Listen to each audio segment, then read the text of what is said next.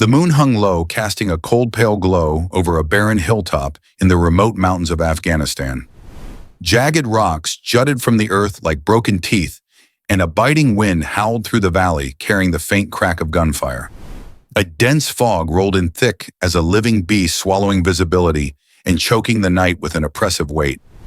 In a shallow depression, barely worthy of the term cover, Lieutenant Ryan Mercer crouched behind a scarred boulder, his night vision goggles flickering as they struggled against the mist. His four-man SEAL team, Echo 7, had been stranded here for 3 relentless days, pinned down by enemy fighters who held the high ground.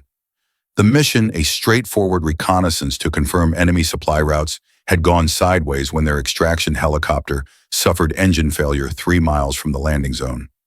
Now they were alone, outgunned and running low on options. Mercer scanned the terrain, his breath steady despite the chaos. The land was merciless, sparse vegetation, long sight lines and elevated ridges that gave any shooter above a lethal edge. His team Petty Officer Dana Brooks, the team's sharpshooter, Petty Officer Luis Vega, their scout, and Petty Officer Tom Hayes, handling comms, huddled close, their faces grim under the green tint of night vision. Brooks adjusted her rifle scope, her voice cutting through the team's comms like a blade. Contact front, ridgeline 200 yards. Muzzle flashes sparked above, stitching the darkness with bursts of light. Bullets cracked against the rocks, sending chips flying. The enemy had them zeroed and the fog was turning against them, cloaking their infrared strobes and rendering air support useless. Mercer's mind raced through dwindling options, no quick reaction, forced no air cover, and hostile fighters tightening the noose from every direction. In 14 years of special operations, he'd faced tight spots, but this felt final. Hayes keyed the radio, his voice steady but strained. Any station, this is Echo 7 Alpha. Requesting immediate assistance. Grid 34.7251, north 69.4384 east. Taking heavy fire. Need extraction or fire support now.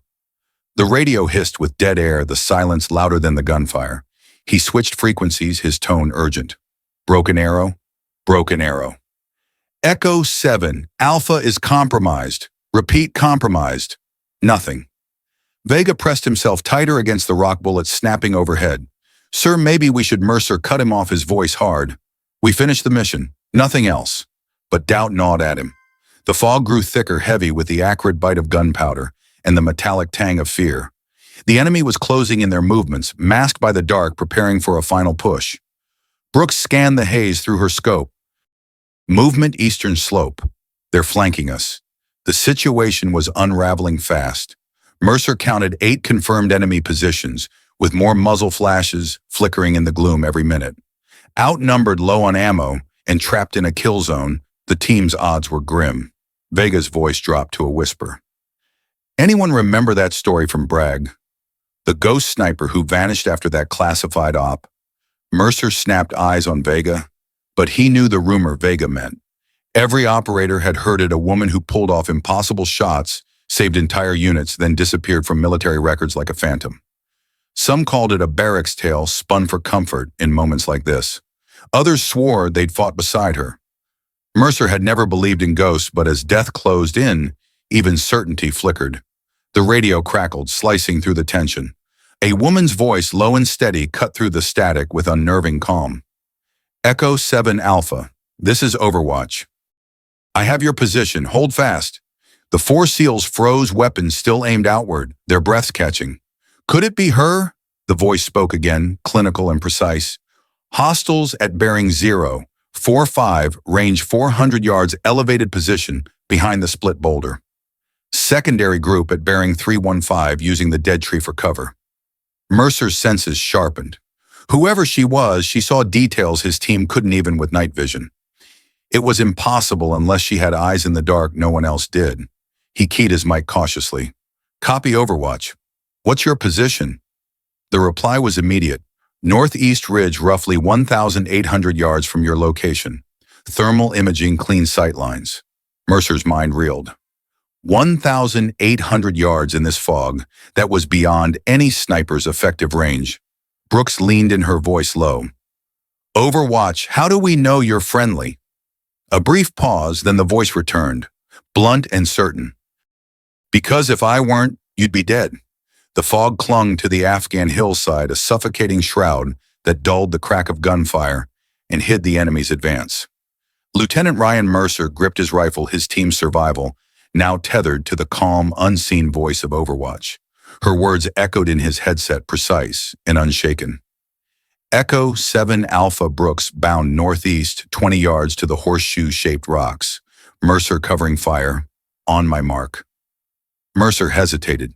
Trusting an unidentified operator broke every protocol, but with bullets snapping overhead and no other lifeline, he had no choice.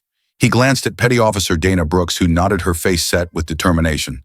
Vega, scanning the ridge through his scope, whispered, "Sir, her calls match the muzzle flashes." "She's dead on," Mercer exhaled. "Overwatch, we're on your call. Stand by." 30 seconds ticked by, each one heavy with the team's shallow breaths and the distant crunch of enemy boots on rocky terrain. Then a single rifle shot tore through the valley, sharp and deliberate. Shouts erupted from the western slope, followed by silence, one flanking position gone. "Brooks, move now," Overwatch ordered. Brooks sprinted across the exposed ground, her silhouette swallowed by the fog as she slid into the horseshoe rocks. Automatic fire erupted where she'd been too late. Mercer and Vega unleashed suppressive fire tracer rounds, carving red arcs through the mist. Overwatch's voice returned steady as steel. "Excellent execution." Next bound Vega to the fallen log 15 yards south of Brooks' position. Another shot cracked, this time from a different angle, dropping a second hostile. Vega muttered, "How the hell is she shifting so fast?" Mercer saw it now. Overwatch wasn't just shooting, she was orchestrating a deadly ballet using terrain. His team couldn't cease striking, from positions that defied logic. The pattern repeated: sprint, dive, cover, suppress. Each move pushed Echo 7 into stronger positions, while Overwatch erased threats with surgical precision. "Movement western slope," she reported. "They're closing to flank you, 4 minutes until crossfire." Mercer's pulse quickened, but her voice held no trace of doubt. Another shot rang out and a machine gun nest on the southern slope fell silent. Its gunner slumped over his tripod. Brooks whispered, "Sir, she's operating on another level." Mercer couldn't argue. In 15 years, he'd worked with elite marksmen, but this was artistry. Overwatch's shots weren't just accurate, they were tactical, chosen to unravel the enemy's morale and formation. By the third bound, she'd carved corridors of survival, neutralizing the exact fighters who'd have cut them down mid-run. High on the northeast ridge, Harper Voss adjusted her M2010 sniper rifle, its custom modifications an extension of her will. Through her thermal scope, she tracked 15 heat signatures massing for a three-pronged assault on Echo 7's position. These weren't scattered militia, disciplined, trained and undeterred, despite losing 6 men to her rifle. She keyed her mic. "Echo 7, Alpha 30 hostiles converging from 3 directions. This is about to get intense." Mercer's voice came back steady but tight. "Copy, Overwatch. Can you keep up support?" she replied. "That's the plan." What she didn't say was the truth. She'd be pushing human marksmanship to its limits in pitch darkness, through fog, against moving targets now hunting her back. Her first target, an enemy sniper on the western ridge, 2,100 yards out. Skilled camouflage, shifting positions to stay untouchable. His barrel's faint heat betrayed him. Harper slowed her breathing, her heartbeat a faint rhythm. Wind 8 miles per hour, gusting to 12. Temperature 34 degrees Fahrenheit. Barometric pressure falling. Calculations flowed like instinct. Elevation windage led for lateral movement. The M2010 whispered and the sniper's heat signature collapsed. 1 down. Target 2, a machine gun team, 1,847 yards southern slope. The gunner, half hidden, stepped out to adjust his tripod. Harper waited, patience as lethal as her bullet, then fired. The gunner dropped his weapon, silent. The enemy's panic spread. Thermal shapes bunched, abandoning spacing. Target 3, the commander, identifiable by how others pivoted around him. Removing him would break their assault. The shot required threading an 18-inch gap between boulders, 2,234 yards out with a shifting crosswind. Harper exhaled, fired, and watched the commander fall. Formations fractured instantly, movements turning erratic. Target 4, a spotter with night vision, 1,923 yards, sweeping the ridge for her position. If he found her, she'd become the prey. She waited for the frozen moment when his binoculars locked, then fired. Target 5, a demolition specialist lugging an explosive device, a direct threat to Echo 7's defensive line. One round stopped him short. Each kill demanded new math angles, wind shifts, timing, yet the M2010 obeyed flawlessly, her body moving from muscle memory honed in battles no record would ever hold. By the 8th confirmed hit, the enemy broke, melting into the fog, abandoning their dead in gear. Through her scope, Harper saw Echo 7's heat signatures ease as gunfire ceased. They'd make it. She began breaking down her hide, stripping the rifle packing gear for her exfil. Victory brought no thrill, only the hollow quiet of fading adrenaline. Echo 7 Alpha, you have clear egress to extraction. Stay safe, she said, her voice steady. Mercer's reply carried weight. Overwatch, we owe you our lives. She softened just a fraction. You owe me nothing. Just make it back to your families. A trace of loss lingered in her tone, an old wound she carried alone. Mercer asked Will, we see you at extraction. A faint smile colored her words. Ghosts don't attend parties, Echo 7. She cut comms, shouldered her pack, and vanished into the darkness, leaving only silence where death had loomed. The fog began to lift as the faint thrum of rotor blades cut through the Afghan dawn. A Black Hawk helicopter descended onto the rocky clearing, its downdraft scattering dust and debris. Lieutenant Ryan Mercer oversaw Echo 7's gear loadout, his team scraped, chilled to the bone, and running on fumes but alive. Petty Officer Dana Brooks, her rifle slung across her back, stepped up, her gloved hand, clutching a small object. Sir found this 50 yards from our position. Mercer took it, a silver and black patch, a coiled Viper with wings, its edges worn, colors faded from years of use.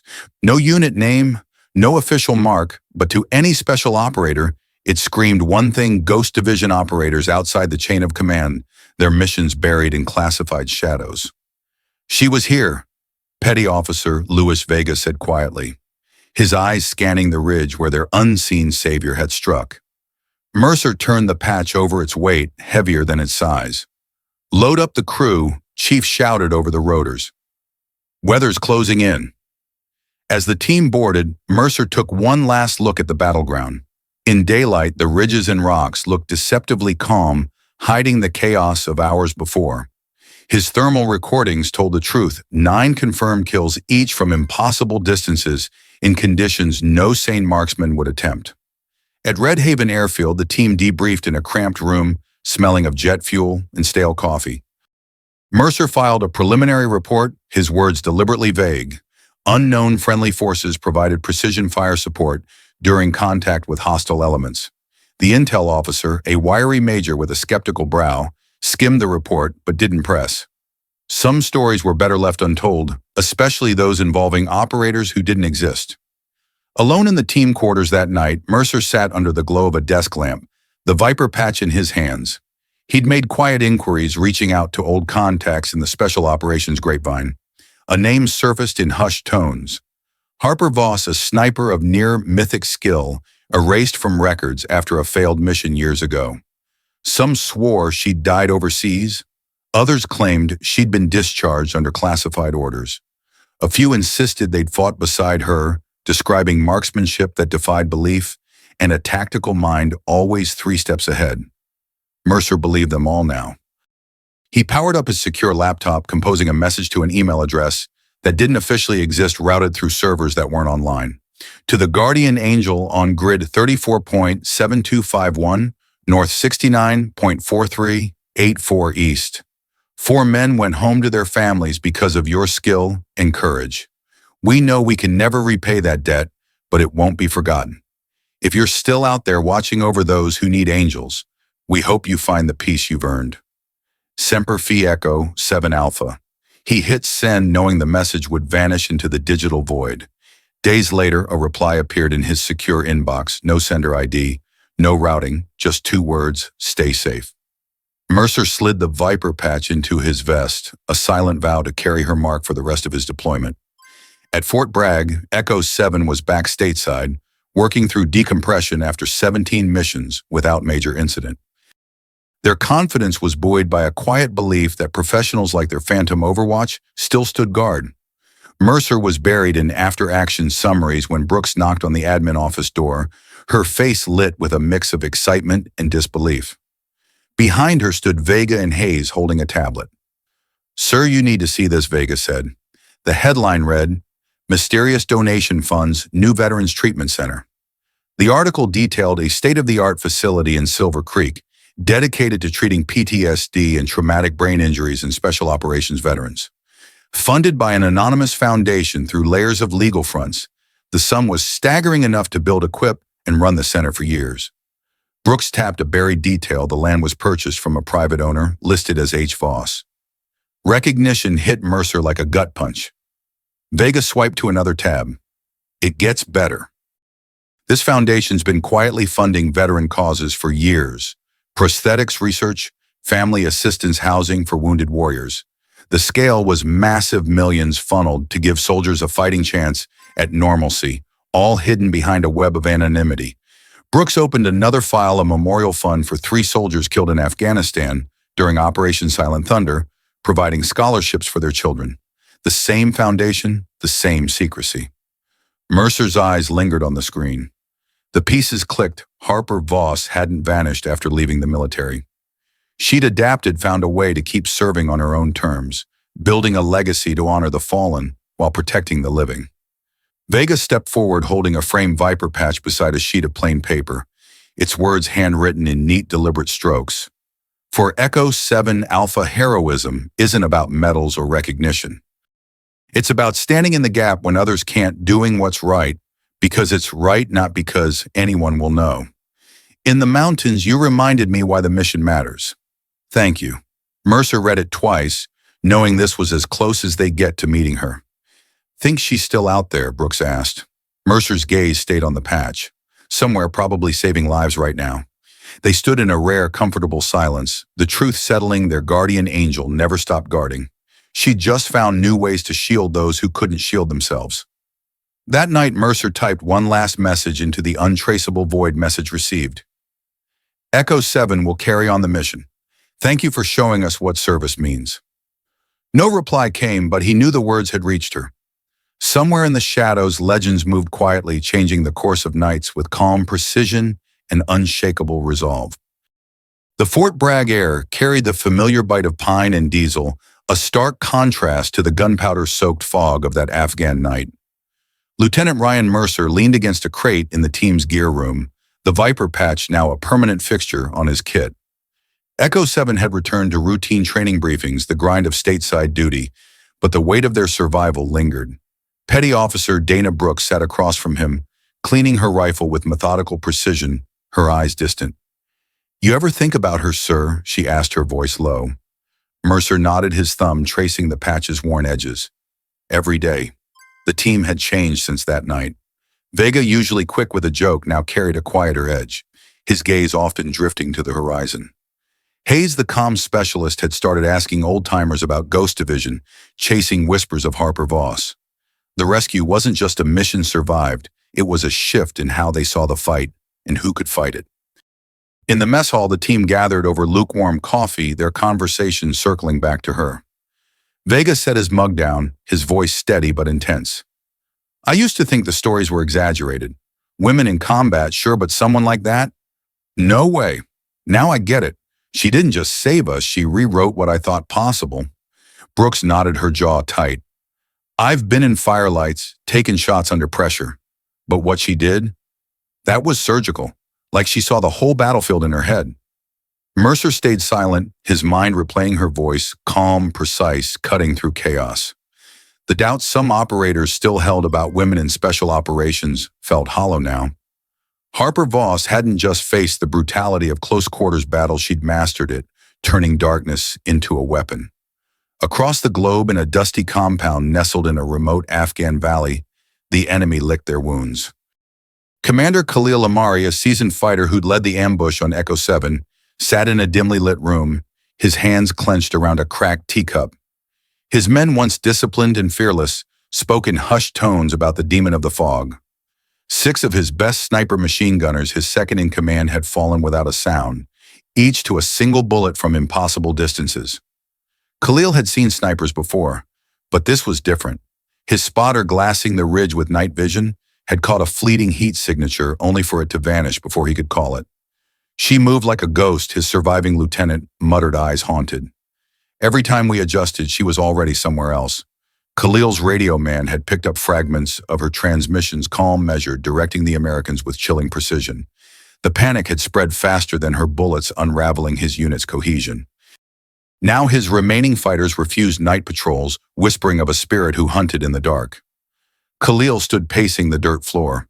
He'd lost men to drones, airstrikes, even SEALs before, but never like this. The shots had come from over a mile away through fog that blinded his own optics. His sniper's scope found beside his body showed a clean hit through the lens, a shot no human should make. Khalil's mind churned. Who was she? A CIA asset, a mercenary. He'd sent word to his contacts seeking answers, but found only rumors of a woman who'd once shattered entire operations, then vanished. The fear she'd sown lingered, a wound deeper than the men he'd buried. He vowed to hunt her, but deep down he knew she'd already won. Back at Bragg, Mercer sat in his quarters, a newspaper clipping on his desk. The Silver Creek Veterans Treatment Center had opened its doors, its gleaming facilities a lifeline for operators battling invisible scars. Buried in the article was a detail that stopped him cold. The foundation's funds traced to a private military contractor with unmatched success in high-risk operations, executive protection, humanitarian extractions, overwatch for diplomatic teams. The numbers were staggering, contracts worth millions, all funneled into causes that gave soldiers a second chance. Mercer saw her hand in it. Harper Voss hadn't just saved them, she was saving others, building a legacy from the shadows. Brooks knocked, holding a thin folder. Sir, one last thing. Inside was a report from a contact in military intelligence, pieced together from classified fragments. Operation Silent Thunder. A botched mission years ago had claimed 3 special operators. A sniper listed only as H. Voss had been the sole survivor, discharged under sealed orders. The report hinted at her roll shots that turned the tide, lives saved, but a cost too heavy to carry. Mercer closed the folder, his respect deepening. Harper hadn't walked away from the fight, she'd redefined it, honoring the fallen by protecting the living. He looked at his team, their faces reflecting the same resolve. She's still out there, he said, doing what we do, but better. They nodded, the Viper patch, a silent reminder some angels fought unseen, their courage lighting the darkest nights.